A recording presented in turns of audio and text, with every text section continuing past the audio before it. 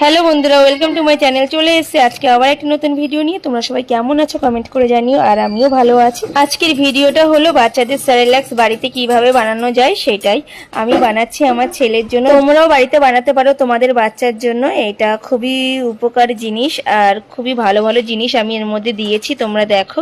এটা হলো মাখনা, আর আমি যেটা কড়াইতে ভাজি সেটা হলো ভুট্টা। ভুট্টাটা ছিল একটু টুকরো টুকরো করা, এটা আমি ভেজে ভালো করে গুঁড়ো করে নেব।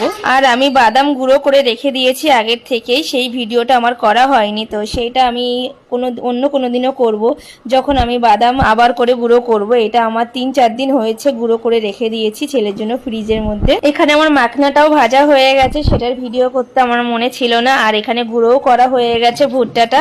এবার আমি মাখনাটা গুঁড়ো করে নেব। মাখনাটা চেষ্টা করবে হালকা গরম থাকতেই গুঁড়ো করার, কারণ পরে নরম হয়ে যায় তো গুঁড়ো ভালো হতে চায় না। আমার গুঁড়ো করা হয়ে গেছে মাখনা। মাখনা কতটা ছিল